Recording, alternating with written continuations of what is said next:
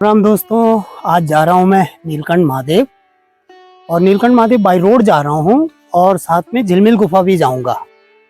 तो आपको दिखाते हैं आज नीलकंठ महादेव और झिलमिल गुफा। ऋषिकेश में गर्मी वापस पड़ने लग गई भयंकर। ऑफिस में भी गर्मी लग रही है, घर में भी गर्मी लग रही है। मैंने कहा ऊपर पहाड़ों पर चलता हूँ और आपको नीलकंठ महादेव की यात्रा करवाता हूँ, थोड़ा मेरे को भी गर्मी से राहत मिल जाएगी। यह है ऋषिकेश का मौसम और वापस 1-2 दिन से गर्मी बहुत बढ़ गई है। और एक अपडेट दे दूं कि राफ्टिंग शुरू हो गई है ऋषिकेश में, तो जिनको राफ्टिंग करनी है वो आ सकते हैं। हालांकि अभी छोटी वाली राफ्टिंग शुरू हुई है, शिवपुरी वाली अभी शुरू नहीं हुई है। ऋषिकेश से नीलकंठ महादेव जाने के लिए सबसे पहले पड़ता है गरुड़ चट्टी। गरुड़ चट्टी में गरुड़ जी का मंदिर है, यहाँ पर दर्शन करके भी आप आगे के लिए निकल सकते हैं।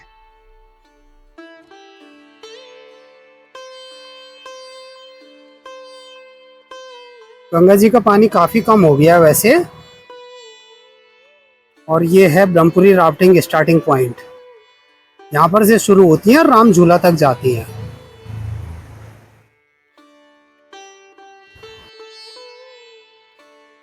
ये हेवल नदी है और ऋषिकेश की जो भी कैंपिंग होती है सारी इसी के किनारे होती है। नीलकंठ रोड पे आगे तक हम हेवल नदी के साथ जाते हैं और फिर राइट को हो जाते हैं।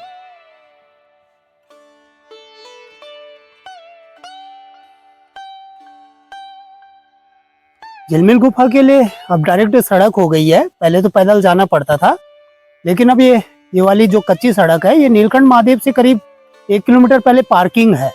पार्किंग से लेफ्ट को एक सड़क जा रही है, पार्किंग से ही आपको बोर्ड दिख जाएगा और फिर झिलमिल गुफा के लिए आप जा सकते हैं। लेकिन सड़क कच्ची है, तो जो ये वाला सेक्शन है नीलकंठ महादेव की पार्किंग से झिलमिल गुफा तक का, ये रोड कच्ची है अभी। जैसे जैसे ऊपर आ गया हूँ गर्मी से राहत मिल गई। यहाँ धूप में खड़ा हूँ लेकिन तब भी अच्छा लग रहा है, मतलब धूप चुभ नहीं रही है। और ऋषिकेश में बड़ा बुरा हाल सा हो रहा है। और ये देखिए मेरे पीछे नज़ारे।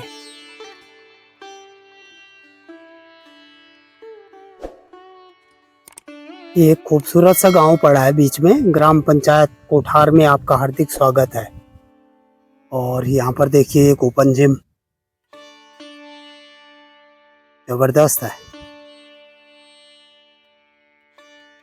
पहाड़ के गांव में भी जिम बनने लग गया। पहाड़ियों को तो जरूरत होती नहीं है वैसे, उनकी एक्सरसाइज ऐसी हो जाती है ऊपर चढ़ते नीचे उतरते हुए। झिलमिल गुफा गाड़ी मार्ग इधर को और पैदल मार्ग शॉर्टकट होगा वो यहाँ से। पहले ट्रैक था झिलमिल गुफा का, सड़क अभी बनी है हाल में। और ये कच्ची सड़क है जो सीधे गुफा तक जा रही है। ये पहुंच गया मैं झिलमिल गुफा में, पर लास्ट में सड़क बहुत खराब है, बाइक के लायक भी नहीं है। हालांकि मैं तो घुसा पिटा के ले ही आया, बट आधा किलोमीटर लास्ट का बहुत ज़्यादा ही खराब है।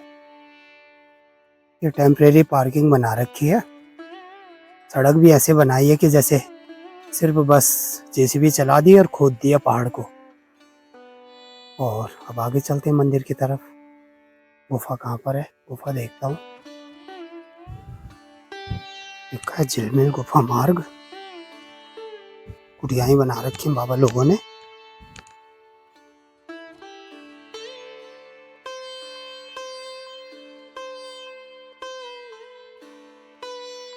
आवाजें आ रही हैं, काफी लोग हैं, इसका मतलब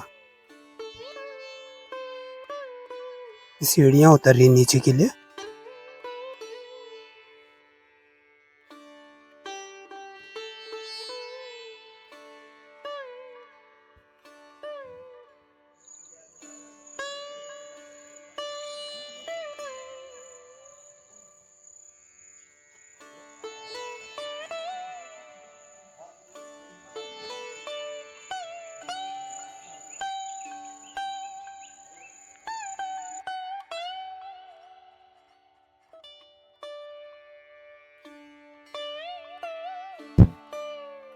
ये है झिलमिल गुफा और बहुत ही प्राचीन गुफा है और बड़े सिद्ध महात्माओं ने यहाँ पर तपस्या की हुई है।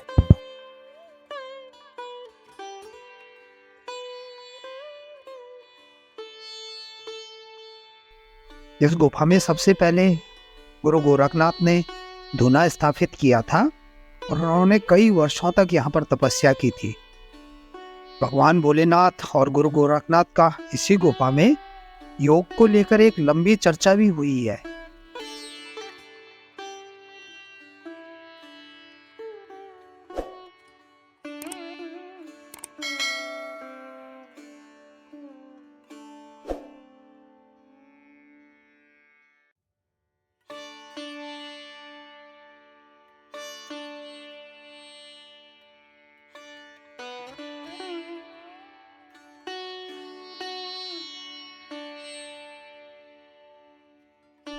झिलमिल गुफा का नाम साधु झिलमिला जी के नाम पर पड़ा है। उन्होंने यहाँ पर कठोर साधना की थी और बाद में इसी गुफा में समाधि ले ली थी।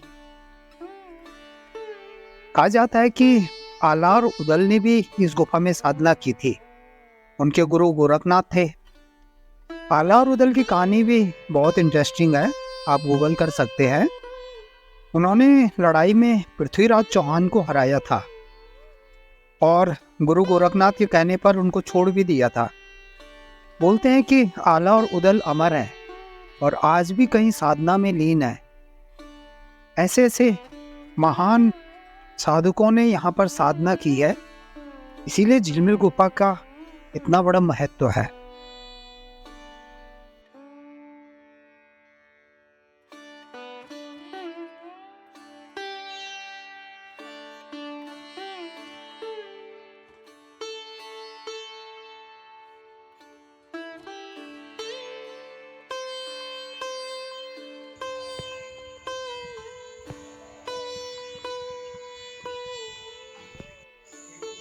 यहाँ झिलमिल गुफा में एक साधु महाराज हैं, वो शुगर की दवाई देते हैं जड़ी बूटियों से बना के। काफ़ी सारे फ़ोन भी आ रहे थे उनको, तो आप लोगों में से अगर किसी को ज़रूरत है या आपके रिलेटिव या जान पहचान में, तो ले सकते हैं। मौसम ख़राब हो रहा है और अब मेरे को निकलना चाहिए झिलमिल गुफा से। बहुत टाइम बाद कोई ऐसी जगह देखी कि जहाँ पर वाकई में वाइब्रेशन है बहुत ज़बरदस्त, और साधु महात्मा यहाँ पर तप करते हैं, अभी भी हैं। वीडियो में आपने देखे होंगे, बाबा लोग हैं यहाँ पर जो कि अपना ध्यान में रहते हैं। एक कुटिया में गया मैं, दो गुफाएं और हैं छोटी छोटी, उनमें गया तो उसमें बाबा जी एक निंद्रा उसमें थे, निंद्रावस्था में सोए हुए थे, मतलब तप कर रहे थे वो, बट निंद्रावस्था में। तो मेरे को जैसे मैं जा रहा था तो उनके शिष्य होंगे कोई, उन्होंने इशारा किया कि कुछ बोलना मत, चुपचाप दर्शन करके आ जाओ। मैंने उनका वीडियो भी नहीं बनाया, अच्छा नहीं लगता ऐसे। और मौसम हो रहा है ख़राब, मैं रेन कोट वगैरह कुछ लेके नहीं आया, ऐसे ही आ गया था क्योंकि ऋषिकेश में तो गर्मी हो रही थी अच्छी खासी, और यहाँ बारिश के आसार शुरू हो गए, बादल गड़गड़ा रहे हैं और रास्ता इतना ख़राब है कि अगर बारिश हुई तो इसमें स्कूटी से जाना बहुत दूभर हो जाएगा, बहुत स्लिपरी है। तो अब वापस चलता हूँ, नीलकंठ महादेव के दर्शन करूँगा, दर्शन करके मैं निकल जाऊँगा। नीलकंठ महादेव की पैदल यात्रा मैंने पहले भी वीडियो बना रखा है, मैं एंड स्क्रीन पे लगा दूंगा उसको। तो ये थी झिलमिल गुफा, और मौसम देखो आप, पूरे बादल गिर गए चारों तरफ।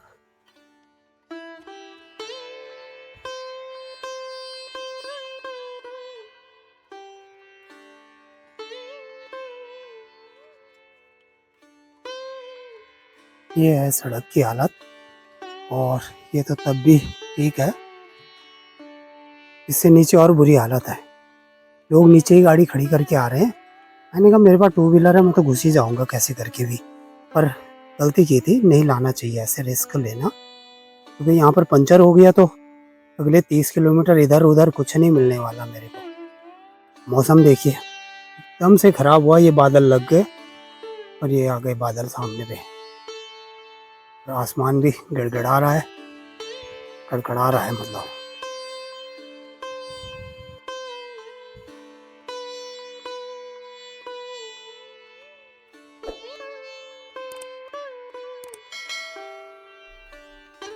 नीलकंठ महादेव पहुंच गया हूँ मैं। वापसी में मैक्सिमम 20 मिनट में यहाँ पहुँचा हूँ। ईजी है वापस आना तो।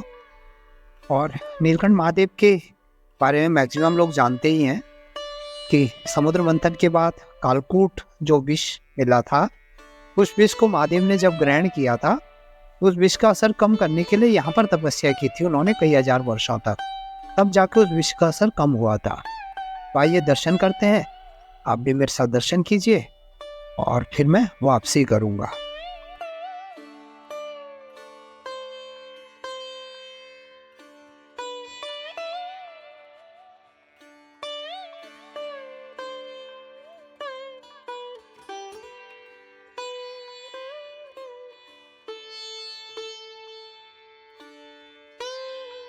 नीलकंठ महादेव के भी दर्शन हो गए और अब मैं निकलता हूँ ऋषिकेश वापस। तो मिलते हैं अगले वीडियो में। आप लोग अपना ध्यान रखिए। तब तक के लिए प्रणाम।